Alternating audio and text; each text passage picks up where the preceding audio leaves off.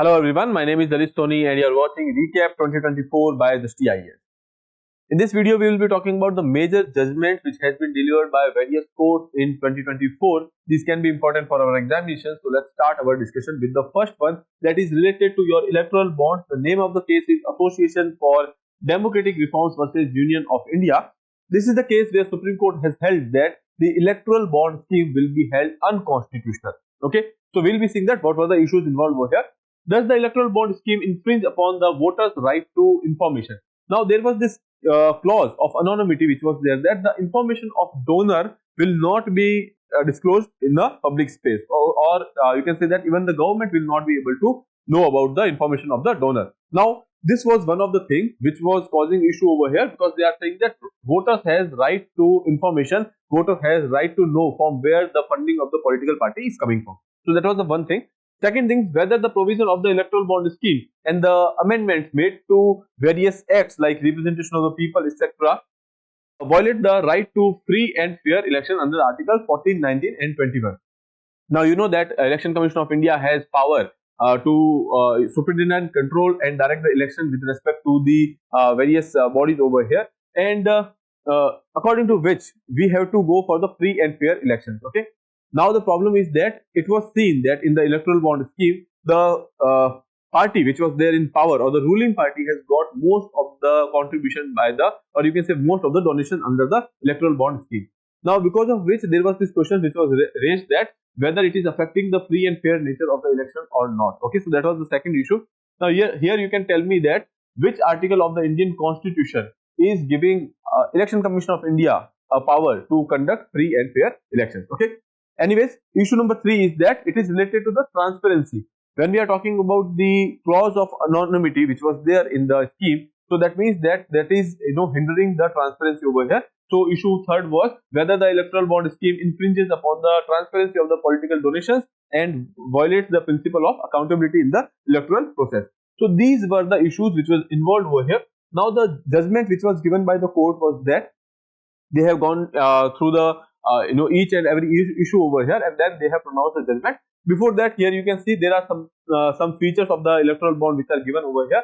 I'm assuming that you already know it. If you don't, then you can go through this particular slide. Okay. Now let's move further to the judgment. Now, electoral bond schemes and the certain section of the Representation of the People Act 1951 and the Companies Act and amendments therein violates the Article 19(1)(a), and they are unconstitutional. Now, you will be telling me in the you can say comment section that what Article 9(1)(a) is talking about, because we have already discussed that. Okay. Now, coming to the next one over here, the court found that the electoral bonds failed the doctrine of proportionality's restrictive means test. We will be talking about the doctrine of proportionality in the next slide. Just right now, just see that they have you can say the court has observed that the doctrine of proportionality has been violated over here. Okay. They have actually violated the doctrine of proportionality, indicating the alternative methods exist to combat the black money. The one of the you can say objective of this particular scheme was to combat the black money, but now court has observed that there are other you can say alternatives which are available, which you can go for. Okay. Right now, when we talk about the doctrine of proportionality, the court has said that the objective of the electoral bond was to fight the black money. But because of that particular objective, you have introduced that clause of anonymity over here. So the objective and the results which were there is a disproportion which is existing over there, and because of which they have said that the proportionality doctrine has been violated. The idea behind here is that whatever action you are taking, that should be proportional to the goal which you want to achieve. Okay. So considering that, court has said that here you are violating the doctrine of the proportionality over here, and that is why this scheme was held unconstitutional. Moving further to the next one, it was held that the scheme's anonymity clause clashes with the Constitution's Article 19(1)(a), that is right to information, which is included under the freedom of speech and expression. And the court declared the electoral bond scheme unconstitutional and directed to stop the issuance of the electoral bond to the issuing bank, that is your SBI. Okay. So this was the judgment over here, wherein court has decided that this particular scheme is unconstitutional because of various reasons which we have discussed. Now let's talk about the doctrine of proportionality over here, because that is important part of the rationale of this particular case. Okay. In this case, the doctrine of proportionality is a legal concept that ensures that the action of public authorities as I told you, actions should be proportional to the goal. Okay, so actions of the public authorities are proportional to their goal. Now here goal was to fight black money. Okay, and the action was they were actually keeping the information secret. The you can say information related to the donors, they were keeping it secret. Now this is harming the interest of the citizens or their right to know. So that is why the court has said that the goal and the action taken are not proportional. There were other options available as well. So the proportionality doctrine requirements are summarized over here. If you are going for the proportionality doctrine, so you will be checking all these things. One, that the goal is legitimate. Okay, here goal was legitimate, that is you can say curbing the black money. Second is consider alternatives. They have not considered the alternatives. There were various other alternatives which were available then to you can say suppress the information of the donor. Okay, so that was not done over here. Then appropriateness, necessity, least restrictive measure. Now when you have the alternatives, you have to go for the least restrictive measure. Here restrictions were high because you were suppressing the crucial information over here. Okay, supported by the evidence, subjected to the judicial. These are the elements of the doctrine of proportionality. Okay, now let's move further to the next one. Before that, I would like to tell you that we are offering IAS foundation courses at our different center, that is Prayagraj, Lucknow, Indore, Karol Bagh, when we talk about Noida, okay, and Indore. So basically we are offering these courses over here. So if you have any interest or if you are preparing for UPSC, you can go directly visit the center wherein you can enroll for various courses, or you can call on this number, that is 8010440440. Okay. Now let's move further and see the second case, which is Sukanya Santa versus Union of India. This case is related to the caste-based discriminatory provisions which are there in the prison manual. Okay. So herein the court has said that this is unconstitutional. You cannot have discrimination, which is there in a document. Okay, and when we are talking about the document, that is prison manual. So here, in this particular case, the Supreme Court has set aside the caste-based discriminatory provisions of the prison manuals of several states, which provided for the allotment of work based on the caste of the prisoners and their segregation. Okay, now we will be seeing that what was the issue over here. So issue was that first was the freedom of speech and expression, whether the petitioner's right to freedom of speech and expression under Article 19(1)(a) of the Indian Constitution was being infringed upon when reporting on the sensitive issues like caste-based discrimination in state-run institutions. Okay, so that was the one issue. Second is whether the state has the obligation to address and the correct caste-based discrimination in the prison. First of all, this is against the Article 14, 15 and 16. When we talk about the caste-based discrimination, that is basically restricted by the Article 14, 15 and 16. That is one thing. Other than that, they are asking about whether it is infringing the freedom of speech and expression. Now let's see what were the objective, or you can say rationale, which has been used by the court over here. So Supreme Court has held that the caste-based discrimination in the Indian prison is unconstitutional and it is violative of Article 50. Okay, we have seen that. When we talk about Article 14, that is talking about the equality. Again, when we talk, when we come to the Article 15, that is saying that state cannot discriminate on the basis of caste. Okay. Coming to the next one, the court emphasized that Article 21 also includes the right to overcome caste barriers. Okay, right to life has this one important feature, that is right to life with dignity. Okay, when you are talking about the dignity, that means that you cannot go for any kind of discrimination. So court has said that Article 21 also includes the right to overcome caste barriers, and Article 23(1) provides the enforceable fundamental right against the social and the economic exploitation. Coming to the next one here, Supreme Court has condemned the prison manual for using terms like scavenger class, criminal tribes, habitual offender, and enforcing caste-based segregation for the cooking and cleaning. Now, in the prisons, there was this system which was there that a particular caste will be taking care of a particular job. Okay, so that was the discrimination which was going on, and court has taken cognizance and court has said that this is not done. Okay, now assigning tasks based on the caste, like choosing sweepers for specific caste, is now illegal. Court declared these provisions unconstitutional and ordered all the states and the union territory to revise their prison manuals within 3 months. Okay, so that was the judgment. The issue was that whether the caste-based discrimination is right when they are talking about the segregation of work in the prisons. court has said that no, this cannot be done, okay, because it is against the Article 15 of the Constitution. Other than that, it is, when we are talking about the Article 21, okay, it is intrinsic that you are removing the caste based barriers, okay. So that is about this article. Now moving further, Anjum Kadri versus Union of India. Now you must have heard about the UP Madrassa case recently, that was very much in the news. So Uttar Pradesh Board of Madrassa Education 2004, or the Madrassa Act, which was passed, and its constitutionality was challenged, okay. It was challenged on the basis of the secularism, it was challenged on the basis of the right to education, okay. So the High Court of the Allahabad held that the act was unconstitutional on the ground that it violates the principle of secularism and Article 14 and 21A. Article 14 is talking about the right to equality, Article 21A is talking about the right to education, okay. Now you will tell me in the comment box that when was this Article 21A introduced in the Constitution, or you can say that when this right to education was made a fundamental right, okay. Now coming to the next one, the Supreme Court bench led by the Chief Justice Dr. D.Y. Chandrachud upheld the constitutional validity of the Act. Now in this case, constitutional validity of the Act was upheld, okay, because the CJI says that it is not wise to scrap off all the whole Act, because there are certain provisions which are against the, you can say, existing statutory provisions, okay. So considering that, they have upheld the validity, but some of the section has been omitted over here, okay. So let's see what was the issue over here. Whether Madrassa Act infringes upon the religious autonomy of the madrasas, okay, under Article 25 of the Indian Constitution, okay, which is talking about the guarantee of the freedom of the conscience and the right to freely practice, profess and propagate the religion, okay. So that is given in Article 25. Now they are saying that Madrassa Act is, violating this article or not, okay. When we talk about the Madrassa Act, that is the state's regulation of this madrasa. So if there is a, you can say, intervention of the state, whether it is against Article 25 or not, that was the first issue. Second is whether the act violates the fundamental right of the institution to manage their own affairs, okay, that is given under the Article 30. Now when we are talking about the minority institutions, they have been given right to go for their own administration, okay. So they have said that whether this act, which is basically controlling or regulating these madrasas, so whether it is against the Article 30 or not, okay.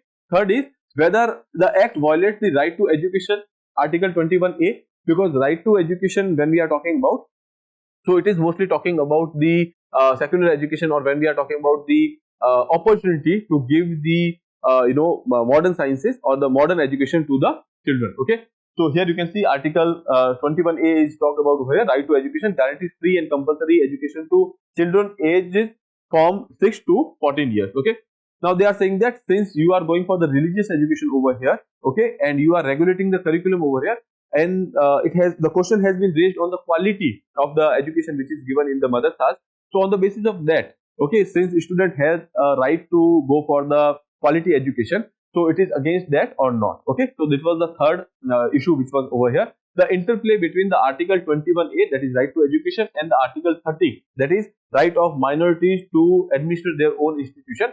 Okay, so they have said that if there is a right to education and providing the quality education, that is there, and second is under the Article 30, the religious institution has, or the minority institution has their own administrative body or the right to administer the institution. So they will be going for the deciding the curriculum as well. Okay, so if the quality is declining over here, so this is going against the Article 21A or not. Okay, here these are the three important articles which were mentioned over here, which we have discussed right now. Now coming to the judgment over here. Now court has said that the whole Uttar Pradesh Madrassa Act is not basically unconstitutional. It was upheld. It was upheld and it was held valid. Okay, but there are certain aspects which has been considered over here. There was this degrees which are being provided by these madrasa boards over here, and degrees like Amil, Fazil, Kamil. These degrees are basically given by these you can say madrasa boards. So when we are talking about these degrees like Fazil and Kamil, these are, you can say, higher education degrees which are given by the madrasas. Now the problem is these are against the UGC's norm. Okay, there is this UGC University Grant Commission Act. It is against that because the UGC Act does not actually recognize these degrees. Okay, so considering that, they have said that that particular provision is against the law, or it is against the central law. So that is why that provision should be omitted. Other than that, you can say the act has been held valid. Okay, Supreme Court held the constitutional validity of the Uttar Pradesh Madrassa Education Act 2004, overturning the Allahabad High Court earlier judgment. However, provision related to the higher education concerning Fazil and Kamil degrees conferred were struck down as it conflicts with the University Grant Commission Act. Court emphasized that the right of minorities to manage the educational institution is not absolute and can be regulated by the state.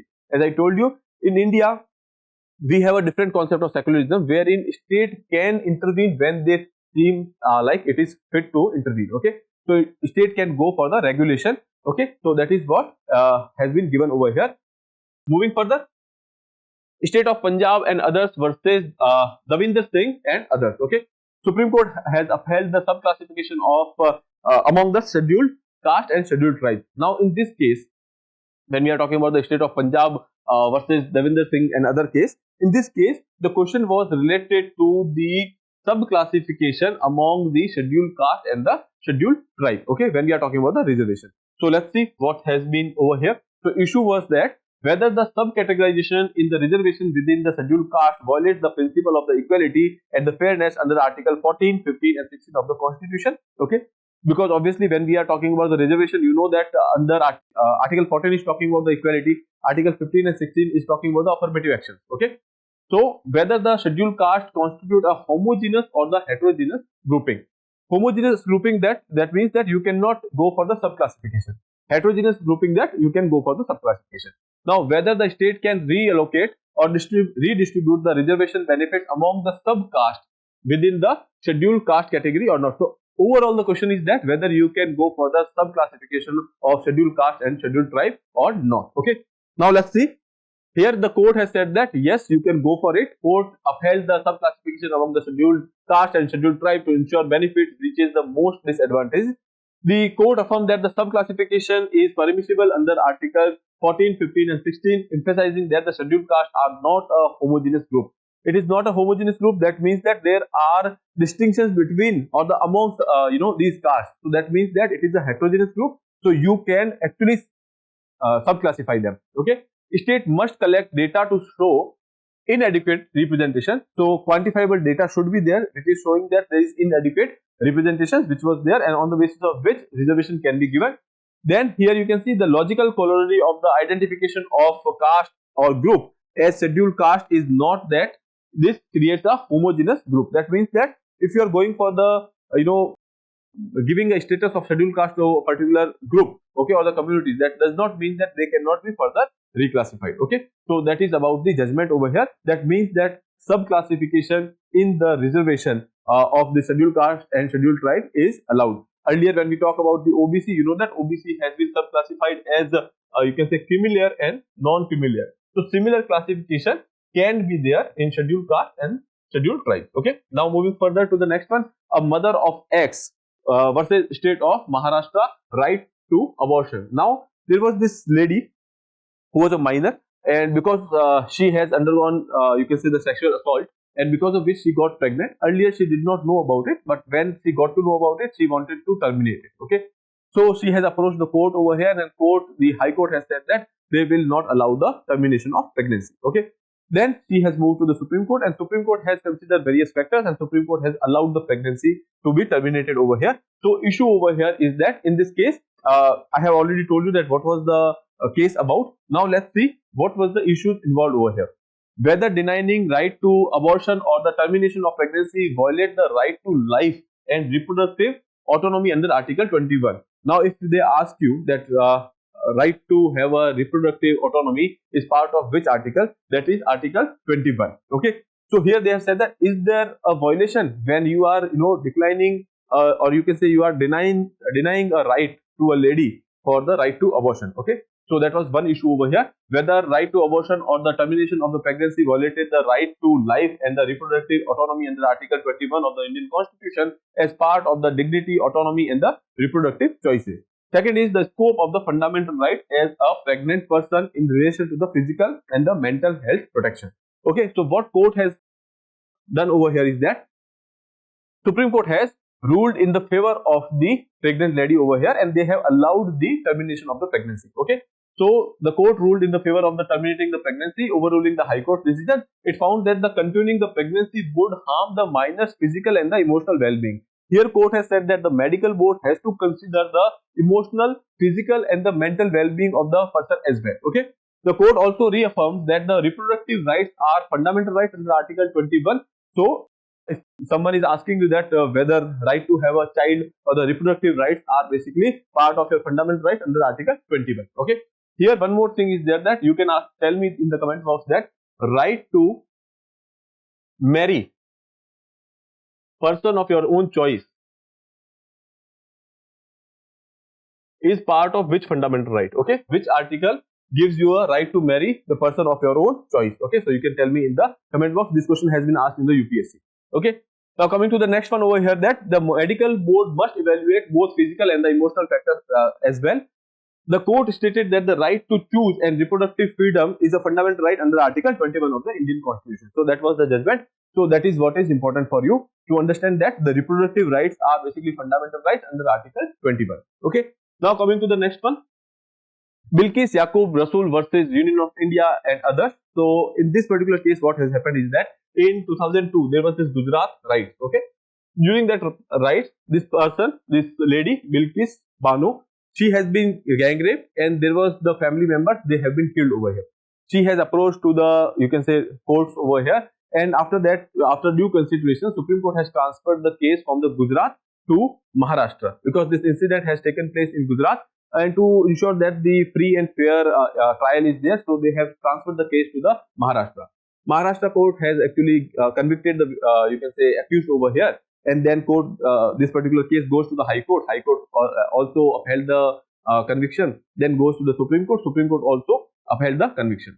After few years, these you can say convicts which are there in the jail, they have applied for the early release. Okay, on the basis of the good behavior, etc. They have applied for the early release to the Gujarat government. Now the issue is that whether Gujarat government is competent to give that early release, because the trial was happening in the Maharashtra. Okay, so that was the fun thing.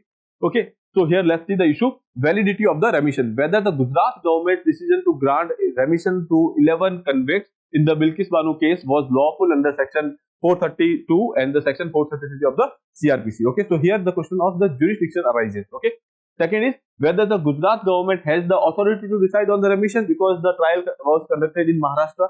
Third is equality before law, whether the granting remission to convicts undermining the principle of equality and the justice enshrined in the Article 14 of the Indian Constitution. And the last is victims' rights, the legal and the moral consideration of the victims' rights in the cases involving heinous crime, because the case here was the rape and murder. Okay. Now coming to the, you can say, this is the course of action which has happened. So this is the initial ruling. Supreme Court has convicted them.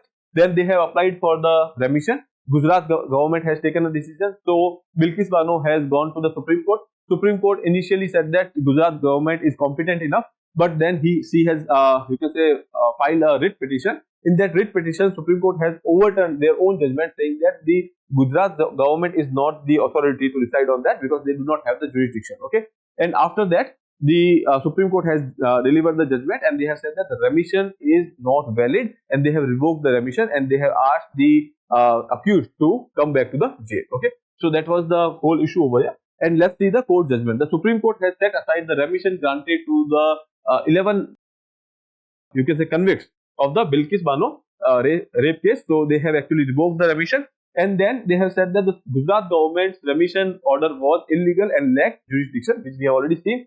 The court emphasized that the judicial review to prevent misuse of remission power, citing grounds such as malafide intent, arbitrariness, and the non-application of mind. So here they have said that if there is a remission case, in that case judicial review is allowed on the basis of these things, that is malafide intent, arbitrariness, and the non-application of mind. Okay, so this was the judgment of the Bilkis Bano case. Now moving further, Indian Medical Association versus Union of India, right to health. Now in this particular case, the issue was whether the fundamental right to health under Article 21 includes right of a consumer to be informed about the quality of the product offered by the manufacturer, service provider, advertiser, and the advertising agent. Okay, an issue of the misleading and the deceptive advertisement. So mostly you will be seeing that there are various advertisements which are going on in the social media, TV, etc. So here the issue was whether you have a right to be informed or right to make an informed choice this is a fundamental right under right to health. Right to health is a fundamental right under Article 21.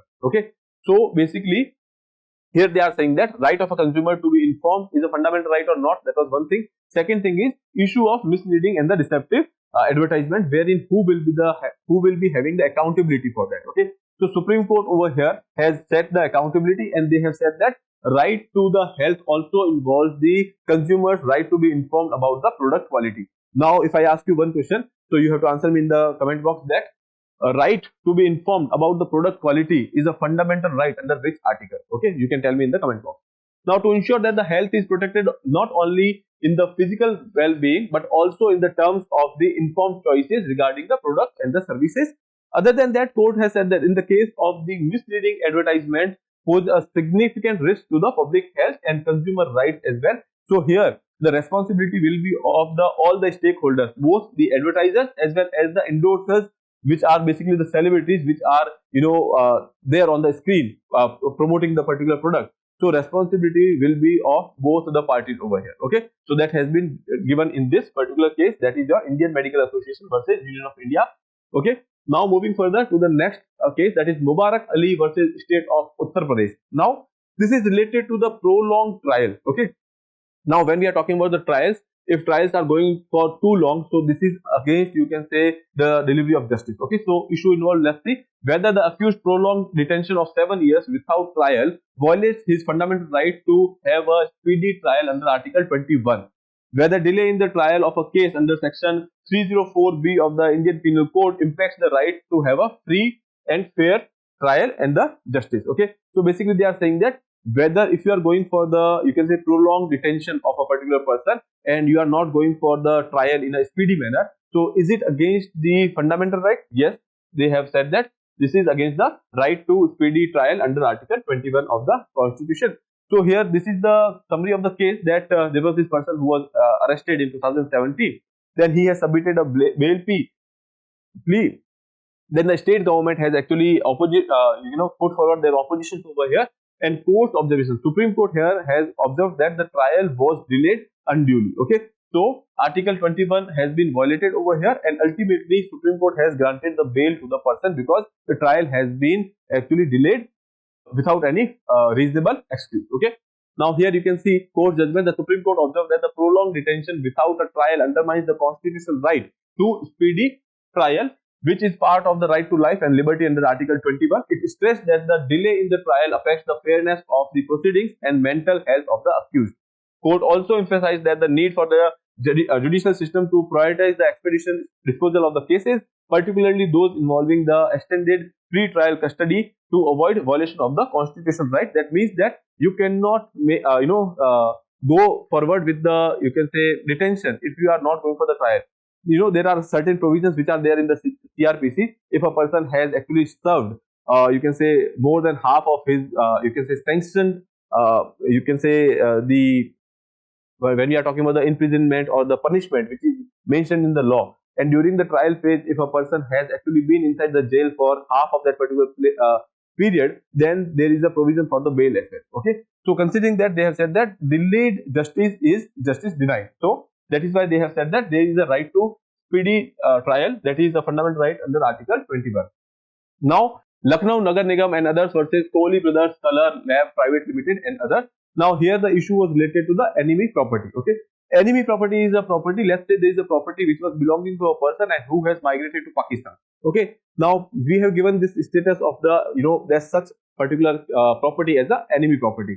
Now, when there is an enemy property, there is a custodian which will be appointed by the government of India to that particular property to maintain that property. Okay, now issue over here is that whether such custodian has, or when we are talking about you are appointing a custodian, that means that you are giving the ownership right as well or not. Okay, so the question is that whether the ownership and the control of the enemy property as per the Enemy Property Act 1968 applies to the property in question despite the migration of the Raja of Mohammadabad to Pakistan in 1947. They are talking about this particular person. This is related to the fact of the case. This is not important. Real question is whether taking possession of the enemy property as custodian amounts to instance of the transfer of the ownership. Like, if you are being a custodian, that means that are you the owner or not? That was the question over here.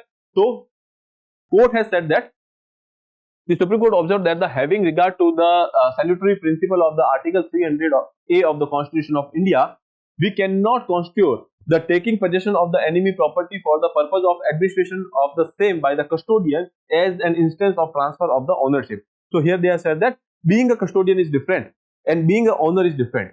Now the person has moved to another country, but still ownership is with that person only. You are just a custodian who is maintaining and administrating the body over here.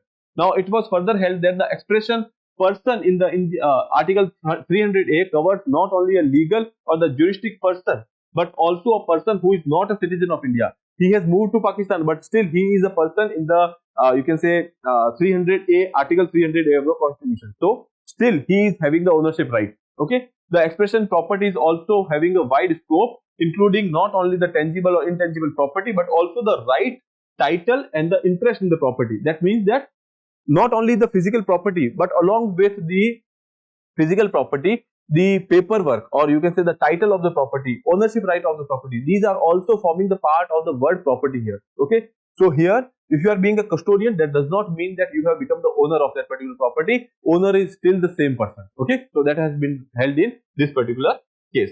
Now, for your UPSC's point of view, there are cases which has been there in the past, which are very important for you. So you must have heard about these cases, that is Tanvi Prasad, Golaknath, Keshwanand Bharti, Indira Gandhi versus Raj Narayan, Menka Gandhi, Bachchan Singh. So the summary is given over here, so you can go through this, okay, or you can take a screenshot. So there are 6 cases over here and 6 more are given over here, that is Minerva Mills, SR Bomai, Union of India versus Association of, or you can say ADR, then NAS Foundation case, Aruna Shanba case and the Putta Swamy case. Now you can go through these 2 slides over here. These are important for you to revise. Okay. So with that, today's discussion ends over here. We'll be coming with another episode in the recap series. So stay tuned with us.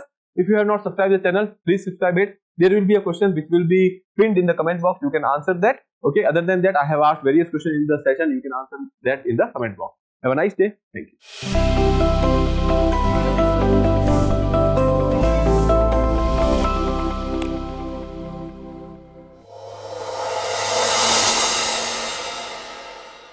For more informative content, like, share and subscribe, and do not forget to press the bell icon to get the notifications.